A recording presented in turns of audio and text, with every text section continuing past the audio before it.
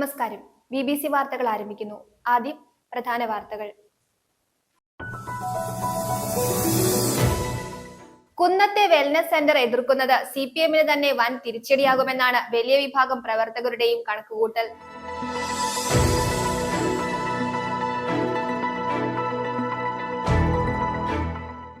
ഇടുക്കി കാഞ്ചിയാർ അഞ്ചുരുളി ആദിവാസി കുടിയിൽ കാട്ടാന ആക്രമണം പതിവാകുന്നു.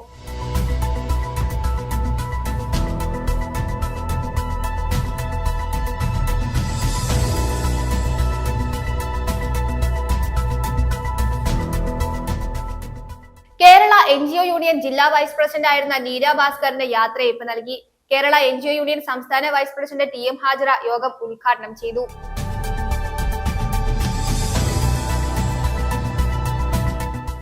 ഇടുക്കി ജില്ലാ ശിശു സംരക്ഷണ യൂണിറ്റിന്റെ ആഭിമുഖ്യത്തിൽ ബാലസുരക്ഷിത കേരളം പരിശീലന പരിപാടി സംഘടിപ്പിച്ചു. പരിശീലന പരിപാടിയുടെ ഉദ്ഘാടനം ആശുപത്രി സൂപ്രണ്ട് ഡോക്ടർ അജി PA നിർവഹിച്ചു.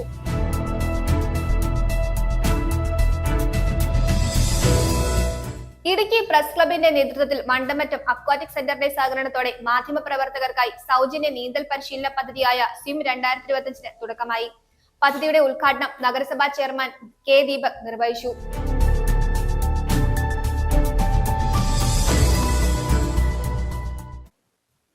വാർത്തകൾ വിശദമായി.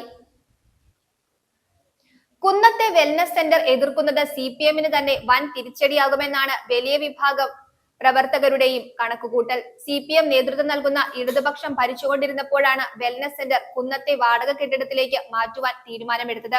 അതുകൊണ്ട് തന്നെ ഇപ്പോൾ നടത്തുന്ന സമരം തിരിച്ചടിയാകുമെന്നാണ് ഇടതുപക്ഷത്തിൽ തന്നെ വിമർശനം ഉന്നയിക്കുന്നത്. കഴിഞ്ഞ ദിവസം കുന്നത്തെ വെൽനസ് സെന്ററിന്റെ വാടക നിശ്ചയിക്കുന്ന അജണ്ട ചെയർമാൻ K. ദീപക് മാറ്റിവെച്ചിട്ടും പോലീസിന്റെയും മാധ്യമപ്രവർത്തകരുടെയും സാന്നിധ്യത്തിൽ CPM നേതാക്കളും പ്രവർത്തകരും നഗരസഭാ ഓഫീസിൽ അതിക്രമിച്ചു കയറി നഗരസഭാ കൌൺസിൽ ഹാളിലേക്ക് കയറി വലിയ കോലാഹലം സൃഷ്ടിച്ചു. കുന്നത്തെ വെൽനസ് സെന്റർ എതിർക്കുന്നത് CPMന് തന്നെ വൻ തിരിച്ചടിയാകുമെന്നാണ് വലിയ വിഭാഗം പ്രവർത്തകരുടെയും കണക്കുകൂട്ടൽ. നിലവിൽ പട്ടയങ്കവല വാർഡ് CPM കൌൺസിലറാണെങ്കിലും പട്ടയങ്കവല ഇട്ടികെട്ടിപ്പാറ അണ്ണായിക്കണ്ണം ഞറുക്കുറ്റി പ്രദേശത്തെ സാധാരണക്കാർക്ക് ഉപകാരപ്രദമാകുന്ന കുന്നത്തെ വെൽനസ് സെന്റർ CPM എതിർക്കുന്നത് UDF വരുന്ന ഇലക്ഷന് പ്രചരണ ആയുധമാക്കി മാറ്റുമെന്നും നിലവിലുള്ള പട്ടയങ്കവല വാർഡ് CPMന് നഷ്ടപ്പെടുമെന്നും ഇടതു പ്രവർത്തകർക്ക് ആശങ്കയുണ്ട്. കുന്നത്തെ വെൽനസ് സെന്ററിന്റെ പേരിൽ CPM നേതാക്കൾ അനാവശ്യ വിവാദങ്ങൾ സൃഷ്ടിക്കുമ്പോൾ മനസ്സിലാകുന്നത് ഗതാഗത സൗകര്യവും മറ്റും പരിഗണിച്ച് കുന്നത്തെ വെൽനസ് സെന്റർ ആരംഭിക്കാൻ നിർണായകമായ തീരുമാനം 5/8/2024 നഗരസഭാ കൌൺസിൽ യോഗത്തിലാണ്. അന്നത്തെ യോഗത്തിൽ അധ്യക്ഷത വഹിച്ചത് ഇടതുപക്ഷത്തെ പ്രൊഫസർ ജെസ്സി ആന്റണിയാണ്. വീണ്ടും ഇതേ വിഷയം സബീന ബിഞ്ചു ചെയർപേഴ്സൺ ആയപ്പോൾ വീണ്ടും കൌൺസിൽ പരിഗണനയ്ക്ക് വരികയും ജെസ്സി ആന്റണിയുടെ അധ്യക്ഷതയിൽ 9/10/2024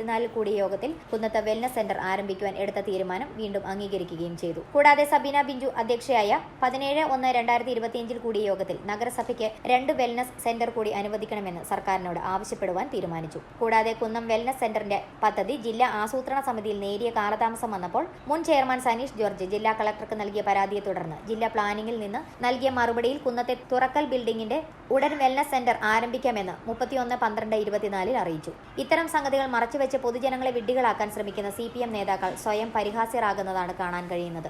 നഗരസഭാ ചെയർമാൻ K. ദീപക് സനീഷ് ജോർജിന്റെ സാന്നിധ്യത്തിൽ ഇരുകൂട്ടരും ചർച്ച ചെയ്ത് കുന്നത്തിനും പഴുക്കാക്കുളത്തിനും സ്വീകാര്യമായ നിർദ്ദേശം നൽകുകയും ആയത് ഇരുകൂട്ടരും അംഗീകരിച്ചതുമാണ്. വാടകയുടെ കാര്യത്തിൽ ചെയർമാനും വാർഡ് കൌൺസിലർ സനീഷും കെട്ടിട ഉടമയുമായി സംസാരിച്ച് 34,000 എന്നത് 25,000 കുറച്ച് കെട്ടിട ഉടമ രേഖാമൂലം നഗരസഭയിൽ അറിയിച്ചതുമാണ്. രമ്യമായി പരിഹരിച്ച വിഷയം വഷളാക്കിയ CPM നടപടി ഇടതുപക്ഷത്തിന് വലിയ തിരിച്ചടിയാകുമെന്ന് വിലയിരുത്തുന്നു. ജില്ലാ ആശുപത്രിയിൽ 750 രോഗികളെ നോക്കാൻ ഒരു ഡോക്ടറാണ് എന്ന് കഴിഞ്ഞ ദിവസം മാധ്യമങ്ങൾ റിപ്പോർട്ട് ചെയ്തിരുന്നു. കുന്നം കാരൂപ്പാറ പട്ടയങ്കവല ഇട്ടികെട്ടിപ്പാറ ഞറുക്കുറ്റി അണ്ണായിക്കണ്ണം മേഖലകളിലെ ആയിരക്കണക്കിന് സാധാരണക്കാരുടെ സ്വപ്നം പദ്ധതിക്ക് തടസ്സം നിന്നാൽ ആക്ഷൻ കൌൺസിൽ രൂപീകരിക്കുവാനും വൻപിച്ച ജനകീയ പ്രക്ഷോഭത്തിനും സാധ്യതയുണ്ട്.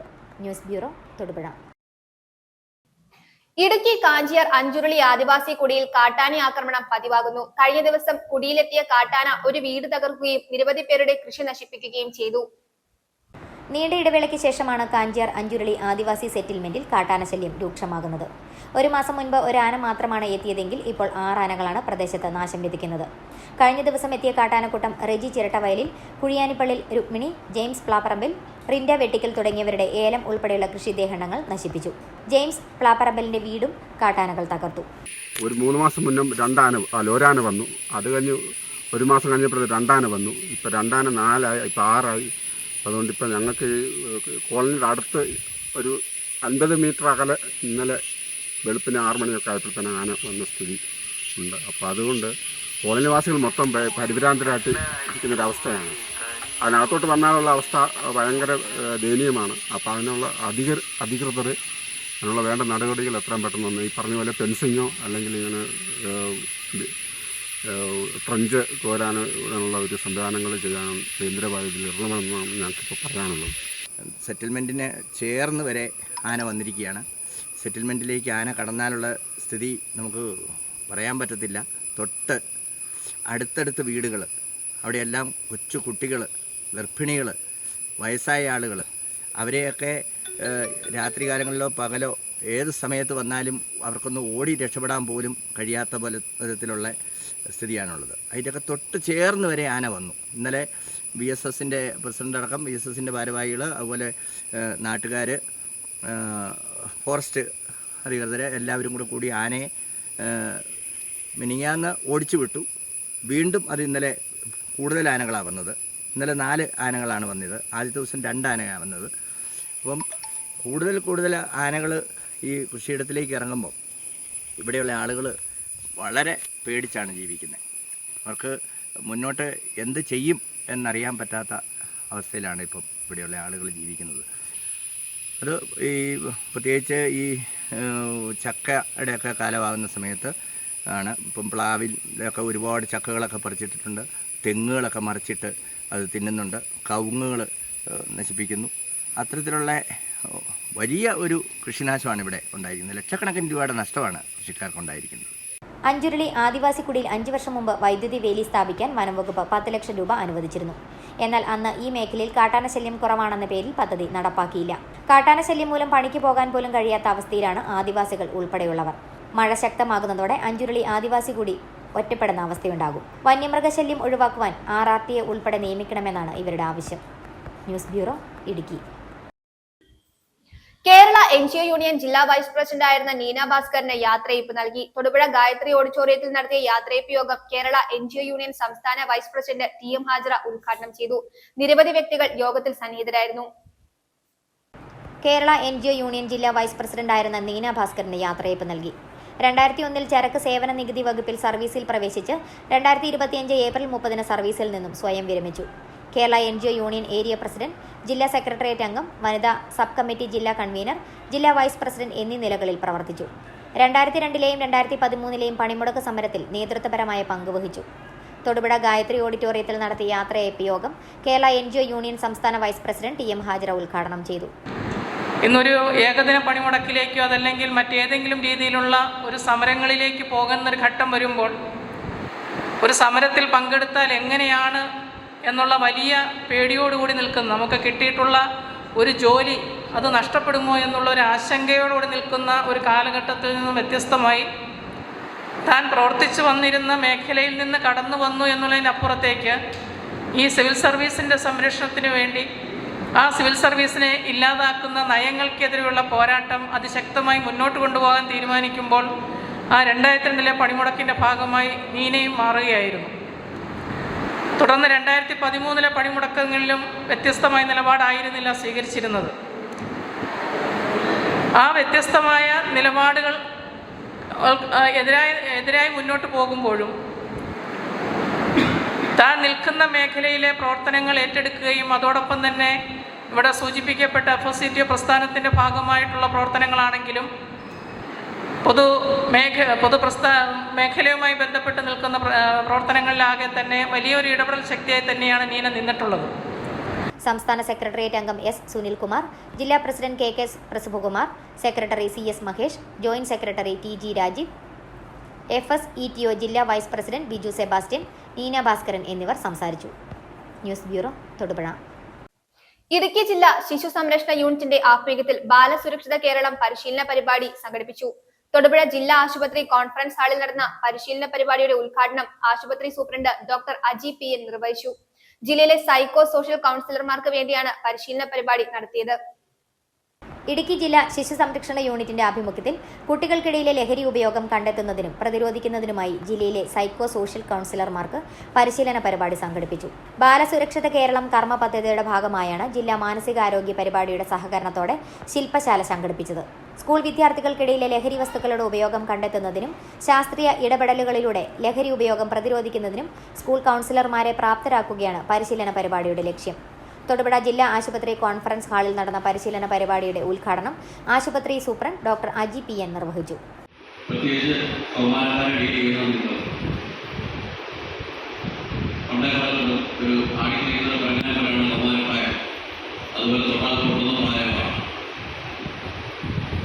ഇപ്പോഴത്തെ കേരളമല്ല എല്ലാ ലെവലിലും ടെക്നോളജി വളർന്നു വന്ന സമയത്ത് എല്ലാ ലെവലിലായ സ്ഥിതിക്ക് അതിനനുസരിച്ചുള്ള മാനസികമായിട്ടുള്ള വളർച്ചയും ഉണ്ടായി എന്ന് വിശ്വസിക്കുന്നു മാത്രമേ ഉള്ളൂ. പക്ഷേ എന്തും പരീക്ഷിക്കാനും എന്ത് പുതുതായിട്ടുള്ള സാധനം പരീക്ഷിക്കാനുള്ളൊരു മാനസികാവസ്ഥയാണ് ഇപ്പോഴത്തെ കുട്ടികൾ.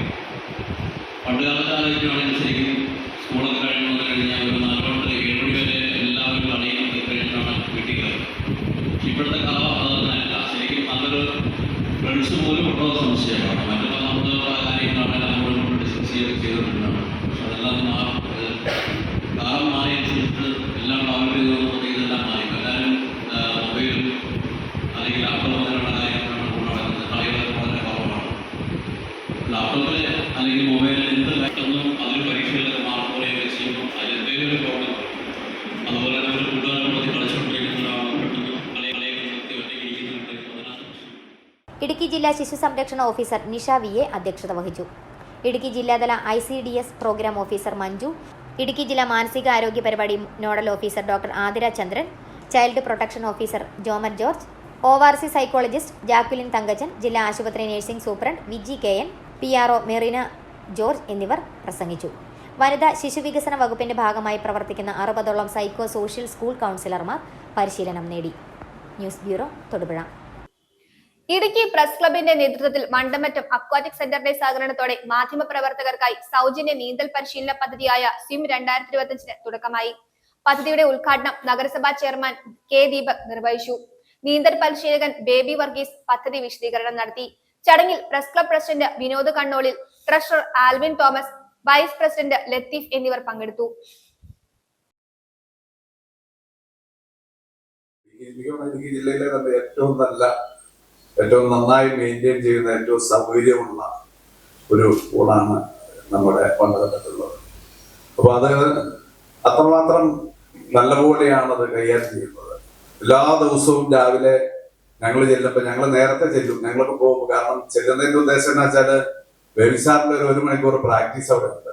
അത് കാണാൻ വേണ്ടിയായി നേരത്തെ ചെല്ലുന്നത്. അപ്പൊ അദ്ദേഹത്തിന്റെ വിവിധ തരത്തിലുള്ള നീന്തല്, ബട്ടർഫ്ലൈ സ്ട്രോക്കൊക്കെ അദ്ദേഹം അത് ചെയ്യുന്നതൊക്കെ കാണുമ്പോൾ നമുക്കിങ്ങനെ കൗതുകത്തോടു കൂടി നോക്കി. കാരണം നമ്മൾ സാധാരണ ഈ ടിവിയിലെ ചാമ്പ്യൻഷിപ്പുകളില് മത്സരങ്ങളിലൊക്കെയാണ് നമ്മളിത് കണ്ടിട്ടുള്ളത്. അതുപോലെ അത്ര സ്പീഡില് അത് ചെയ്യുന്നു. അദ്ദേഹം ഗവൺമെന്റ് സർവീസിനുണ്ടായിരുന്നു, റിട്ടയർ ആയ ആളാണ്. ഇപ്പോഴും അദ്ദേഹത്തിന് ആ ഒരു പ്രായം ഒരിക്കലും അദ്ദേഹത്തിന്റെ നീന്തൽ കുളത്തില് അദ്ദേഹത്തെ ബാധിച്ചിട്ടില്ല എന്നാണ് ഞാൻ മനസ്സിലാക്കുന്നത്. കാരണം വളരെ ചെറുപ്പമായി തന്നെ അദ്ദേഹം ആ ഇത് നിലനിർത്തുകയും ചെയ്യുന്നുണ്ട്. എന്തായാലും അദ്ദേഹം അത് വളരെ ഭംഗിയായി അത് നിലനിർത്തി കൊണ്ടുപോകുന്നു. അതുപോലെ നിരവധിയായ കുട്ടികൾ ഇരിക്കുന്ന വെക്കേഷൻ സീസണിൽ, ഈ സീസണിൽ ഞാൻ പോയിരുന്നു, ഒരു 150-200ഓളം കുട്ടികൾ ആ സമയത്ത് തന്നെ അവിടെ നീന്തൽ പരിശീലനത്തിന് വരുന്നുണ്ട്. അപ്പൊ അത് വളരെ നല്ല ഒരു കാര്യമായാണ് തോന്നുന്നത്. അതുപോലെ തന്നെ നമ്മുടെ പ്രസ് ക്ലബ് അംഗങ്ങളെ കൂടി ഈ ഒരു നീന്തലിലേക്ക് സ്വാഗതം ചെയ്തത് വളരെ നല്ല ഒരു കാര്യമായിട്ടാണ് തോന്നുന്നത്. തൊടുപുഴയിൽ ആദ്യമായി ഫ്ലിപ്പ് ഫ്ലോപ്സിനും സ്ലിപ്പേഴ്സ് മോഡൽ ചെരുപ്പുകൾക്കും മാത്രമായി അറ്റ്ലസ് ബൈ പ്രവർത്തനം ആരംഭിച്ചു.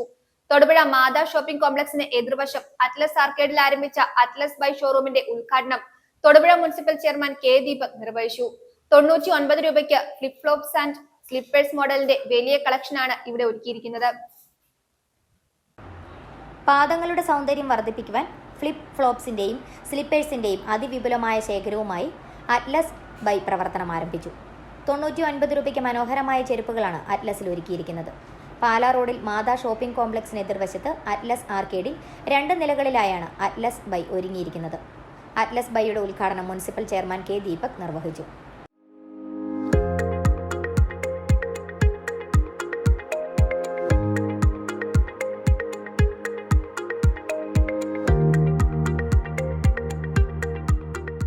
വളരെയേറെ കളക്ഷൻസോടുകൂടി മനോഹരമായ രീതിയിലുള്ള പാദരക്ഷകൾ ഇവിടെ ലഭ്യമാകുന്നത് നമുക്ക് ഏറ്റവും സന്തോഷമുള്ളൊരു കാര്യമാണ്.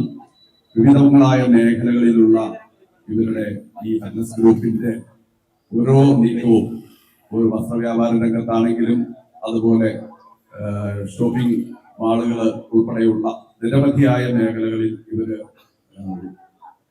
കൂടുതൽ കടന്നു വരുന്നുണ്ട്. എന്തായാലും ഇവരുടെ ഈ ഒരു നല്ല സംരംഭം ഇവിടെ എല്ലാവർക്കും പ്രയോജനപ്പെടും. അതുപോലെ തന്നെ ഗുണനിലവാരത്തിൽ ഏറ്റവും ഉയർന്നതും വിലയിൽ അതുപോലെ തന്നെ കുറവും സാധാരണക്കാരെ സംബന്ധിച്ച് എന്നും സ്വീകരിക്കാൻ കഴിയുന്ന തരത്തിലുള്ളതായിരിക്കും എന്ന കാര്യത്തിൽ നമുക്ക് വിശ്വസിക്കാം. ഒരു വിശ്വാസ്യത എന്നും നിലനിർത്തിക്കൂടുന്ന ഒരു ഗ്രൂപ്പ് എന്ന നിലയിൽ ഈ പ്രസ്ഥാനത്തിന് എല്ലാവിധ ആശംസകളും നേരുകയാണ്. ചടങ്ങിൽ vice chairperson professor Jessy Antony, municipal councillor Muhammad Afzal, merchants association president TC. Raju Tharaniyil, merchants youth wing president Prashanth Kuttappas, TR. Soman തുടങ്ങിയ പ്രമുഖ വ്യക്തികൾ പങ്കെടുത്തു. ഉദ്ഘാടന ഓഫറായി 250 പേർ ₹1 ഫ്ലിപ്പ് ഫ്ലോപ്സ് നൽകി. ആദ്യം പർച്ചേസ് ചെയ്ത 250 പേർക്കാണ് ₹1 ഫ്ലിപ്പ് ഫ്ലോപ്സ് നൽകിയത്. കുട്ടികൾക്കും മുതിർന്നവർക്കുമായി ചെരുപ്പുകളുടെ വലിയ ഒരു കളക്ഷനാണ് ഒരുക്കിയിരിക്കുന്നത്. പ്രോസ്, ജീറ്റോസ്, കിക്കോൺ, കെയർ ഓഫ് ഫീറ്റ് തുടങ്ങിയ ബ്രാൻഡുകളുടെ അതിവിപുലമായ ശേഖരത്തോടൊപ്പം ഫ്ലിപ്പ് ഫ്ലോപ്പിന് വേണ്ടി മാത്രം ഒരു സെക്ഷൻ ഒരുക്കിയിരിക്കുന്നു. അറ്റ്ലസ് സ്ഥാപനങ്ങൾക്ക് ഇതുവരെ നൽകിയ സഹകരണം അറ്റ്ലസ് ബൈക്കും നൽകണമെന്ന് മാനേജ്മെന്റ് അറിയിച്ചു.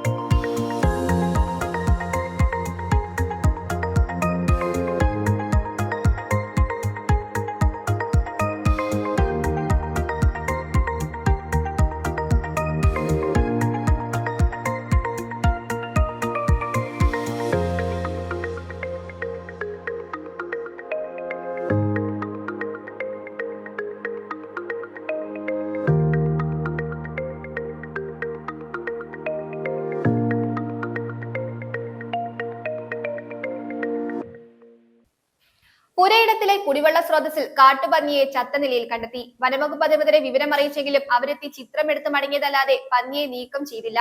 മേഖലയിൽ ദുർഗന്ധം വമിക്കുകയും രോഗം പകരുന്നതിനും ഇത് കാരണമാകുന്നു. കാമാക്ഷി നീലിവയൽ കുളമ്പള്ളിയിൽ ജോസിന്റെ കിണറ്റിലാണ് കാട്ടുപന്നിയെ ചത്ത നിലയിൽ കണ്ടെത്തിയത്. കാമാക്ഷി പഞ്ചായത്തിൽ 2-ാം വാർഡിൽപ്പെടുന്ന നീലവയലിലാണ് കാട്ടുപന്നിയെ കിണറ്റിൽ ചത്ത നിലയിൽ കണ്ടെത്തിയത്. ജംഗ്ഷനിൽ ചായക്കട നടത്തുന്ന കേളമ്പള്ളി ജോസിന്റെ പുരയിടത്തിലെ കിണറ്റിലാണ് ഇന്ന് രാവിലെ ദുർഗന്ധം വഹിച്ചതോടുകൂടി നോക്കിയപ്പോൾ പന്നി ചത്തുകിടക്കുന്നത് ശ്രദ്ധയിൽപ്പെട്ടത്.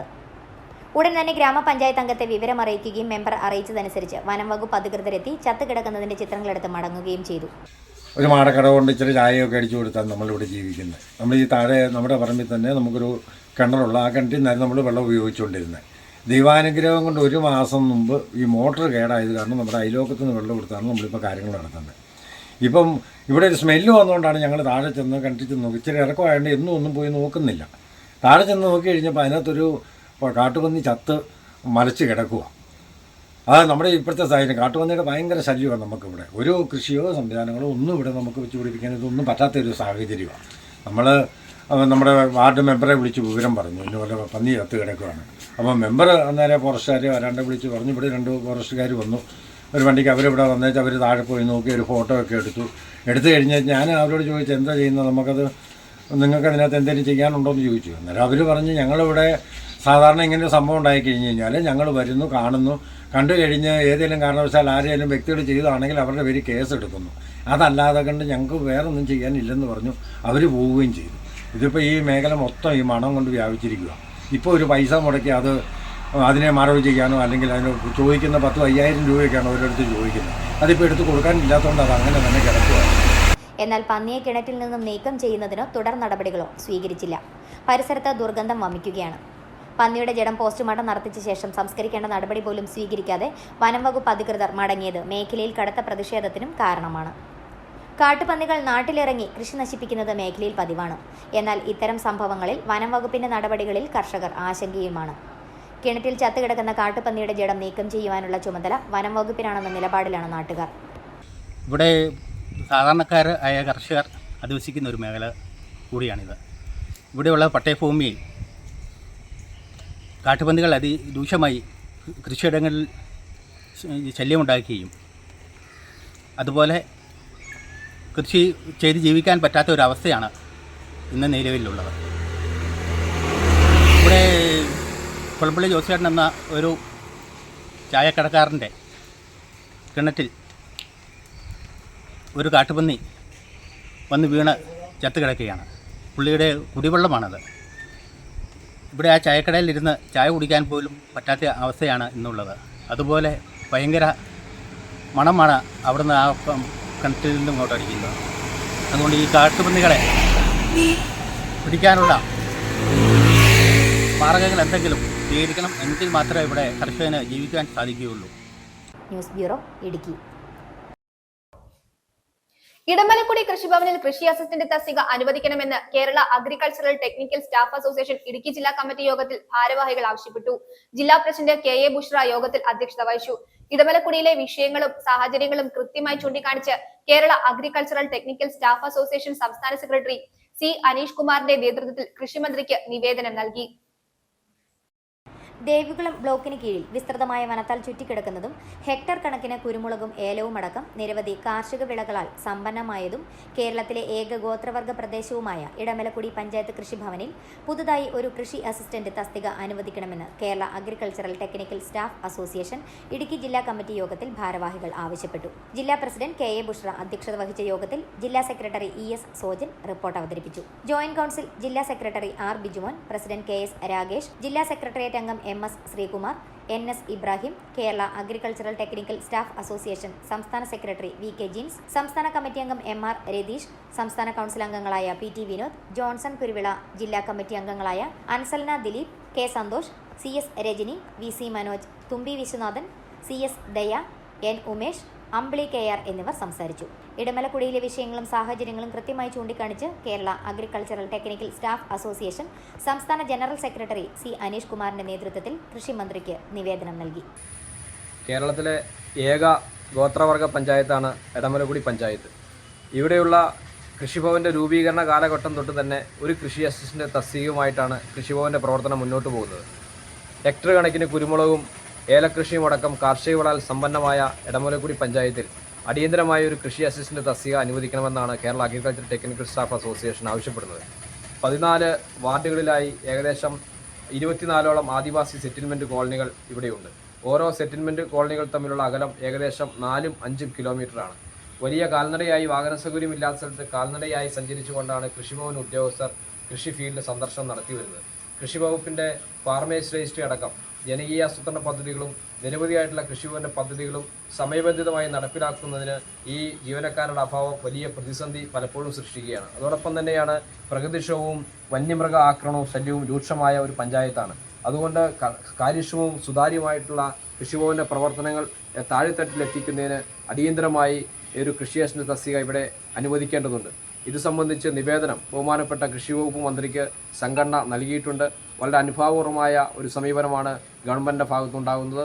അതുകൊണ്ട് ഇതുമായി ബന്ധപ്പെട്ട് അടിയന്തരമായി ഈ വിഷയം ഒരു കൃഷി അസിസ്റ്റൻ്റ് തസ്തിക എടമലക്കുടി കൃഷിഭവനിൽ സൃഷ്ടിച്ചുകൊണ്ട് എല്ലാ പഞ്ചായത്തുകളും 2-3 കൃഷി അസിസ്റ്റന്റുമാരുള്ള സാഹചര്യത്തിലാണ് ഇവിടെ മാത്രം ഒരു കൃഷി അസിസ്റ്റൻ്റ് ഉള്ളത്. അതുകൊണ്ട് അടിയന്തരമായി ഈ കൃഷിഭവനിൽ എടമലക്കുടി കൃഷിഭവനിൽ ഒരു കൃഷി അസിസ്റ്റൻ്റ് തസ്തിക അനുവദിക്കണമെന്നാണ് Kerala agriculture technical staff association ആവശ്യപ്പെടുന്നത്.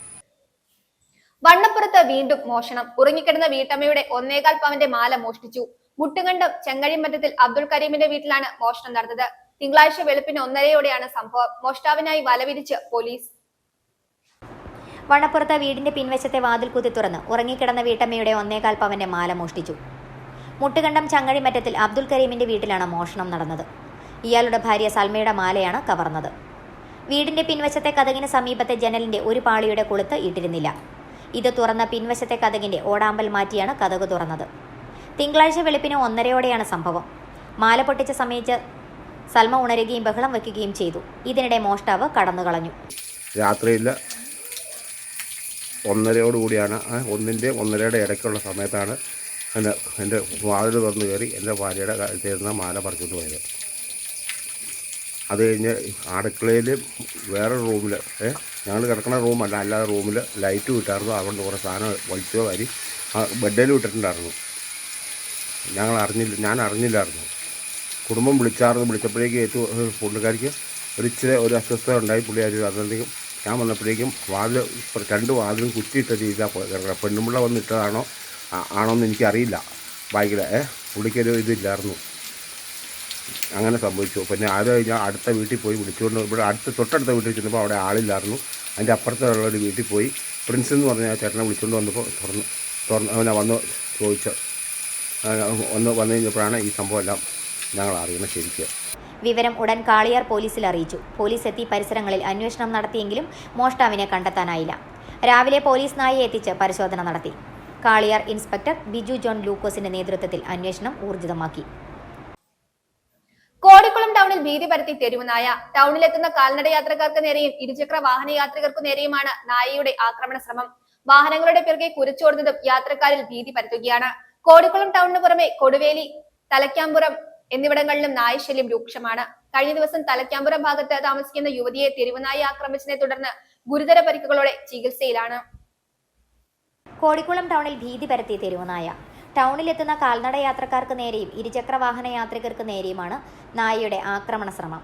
കൂടാതെ വാഹനങ്ങളുടെ പിറകെ കുരച്ചോടുന്നതും യാത്രക്കാരിൽ ഭീതി പരത്തുകയാണ്. കോടിക്കുളം ടൗണിന് പുറമെ കൊടുവേലി, തലക്കാമ്പുറം എന്നിവിടങ്ങളിലും നായശല്യം രൂക്ഷമാണ്. കഴിഞ്ഞ ദിവസം തലക്കാമ്പുറം ഭാഗത്ത് താമസിക്കുന്ന യുവതിയെ നായ ആക്രമിച്ചതിനെ തുടർന്ന് ഗുരുതര പരിക്കുകളോടെ ചികിത്സയിലാണ്.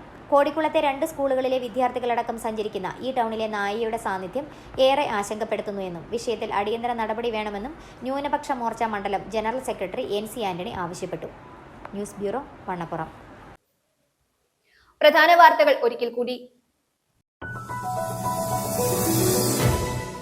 കുന്നത്തെ വെൽനസ് സെന്റർ എതിർക്കുന്നത് CPMന് തന്നെ വൻ തിരിച്ചടിയാകുമെന്നാണ് വലിയ വിഭാഗം പ്രവർത്തകരുടെയും കണക്കുകൂട്ടൽ.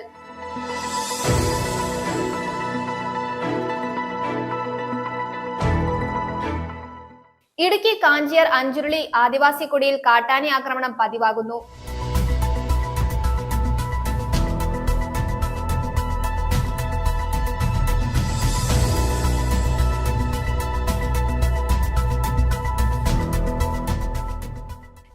NGO യൂണിയൻ ജില്ലാ വൈസ് പ്രസിഡന്റ് ആയിരുന്ന നീര ഭാസ്കറിന് യാത്രയയപ്പ് നൽകി. കേരള NGO യൂണിയൻ സംസ്ഥാന വൈസ് പ്രസിഡന്റ് TM ഹാജറ യോഗം ഉദ്ഘാടനം ചെയ്തു.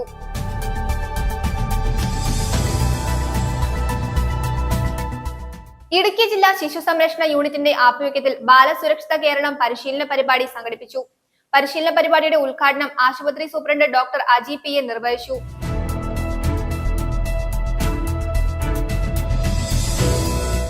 ഇടുക്കി പ്രസ് ക്ലബിന്റെ നേതൃത്വത്തിൽ മണ്ടമറ്റം അക്വാറ്റിക് സെന്ററിന്റെ സഹകരണത്തോടെ മാധ്യമപ്രവർത്തകർക്കായി സൗജന്യ നീന്തൽ പരിശീലന പദ്ധതിയായ സ്വിം 2025 തുടക്കമായി. പദ്ധതിയുടെ ഉദ്ഘാടനം നഗരസഭാ ചെയർമാൻ K ദീപക് നിർവഹിച്ചു.